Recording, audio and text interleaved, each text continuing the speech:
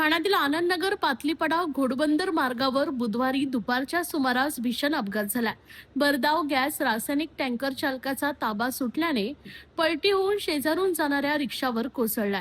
या भीषण अपघातात रिक्षाचा अक्षरशः चुराडा झाला असून रिक्षा चालक आणि एका प्रवाशाचा मृत्यू झाला, तर आणखीन एक प्रवासी गंभीर जखमी झाल्याची प्राथमिक माहिती समोर आली।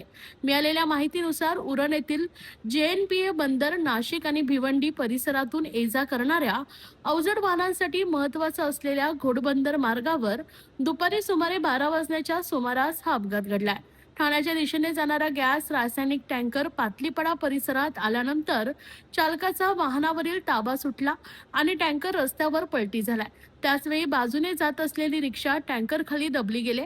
घटनेची माहिती मिळताच कासारवडवली पोलीस, वाहतूक शाखेचे कर्मचारी, अग्निशमन दल आणि बचाव पथके तातडीने घटनास्थळी दाखल झाले। परिसर सुरक्षित करून वाहतुकीचं नियोजन करण्यात आलंय।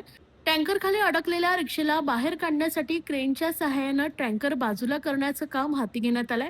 या अपघातात रिक्षा चालक आणि एका प्रवाशाचा जागीच मृत्यू झाल्याची माहिती समोर आली असून आणखीन एक प्रवासी गंभीर जखमी झालाय। जखमीला तातडीनं रुग्णालयात दाखल करण्यात आलंय। अपघातामुळे घोडबंदर मार्गावरील वाहतूक काही काळ विस्कळीत झाली होती आणि घटनास्थळी नागरिकांची मोठी गर्दी झाली होती। या भीषण अपघातामुळे घोडबंदर मार्गावरील अवजड वाहनांच्या सुरक्षिततेचा प्रश्न पुन्हा एकदा ऐरणीवर आला असून अपघाताचं नेमकं कारण शोधण्यासाठी पोलीस पुढील तपास करत आहेत। 12:35 आम्हाला माहिती मिळाली की एक टँकर पलटी झालेला आहे आणि त्याखाली रिक्षा फसलेली आहे। पुढच्या एक 4 ते 5 मिनिटांमध्ये आम्ही ताबडतोब घटनास्थळी पोहोचलो। घटनास्थळी पोहोचल्यानंतर टँकर पलटी होऊन त्याच्याखाली रिक्षा फसलेली दिसून आली। त्यामध्ये काही पॅसेंजर आणि ड्रायव्हर देखील होता। आम्ही ताबडतोब त्या ठिकाणी 2 फराना क्रेन मागवून घेतल्या आणि त्या फरानाच्या मदतीने तो टँकरचं उचलून त्याकडून रिक्षा बाहेर काढली। त्यामधून 2 जखमींना बाहेर काढलेला आहे आणि ड्रायव्हरला देखील बाहेर काढलेला आहे आणि त्या सर्वांना आपण हॉस्पिटलमध्ये पाठवलेलं आहे।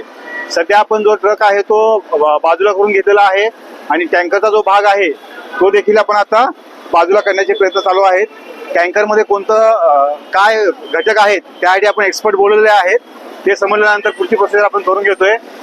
वाहतूक कर्मचारी सर्व अधिकारी हजर आहेत। वाहतुकीचं नियोजन चालू आहे। तर अपघात होण्यामागचं नेमकं कारण काय? आपण आता ते चौकशी केल्यानंतर आपल्याला समजेल कशामुळे नक्की झालेलं आहे।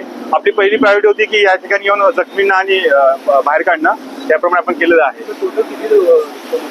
रिक्षामध्ये 1 ड्रायव्हर आणि 2 पॅसेंजर होते, 3 जण होते।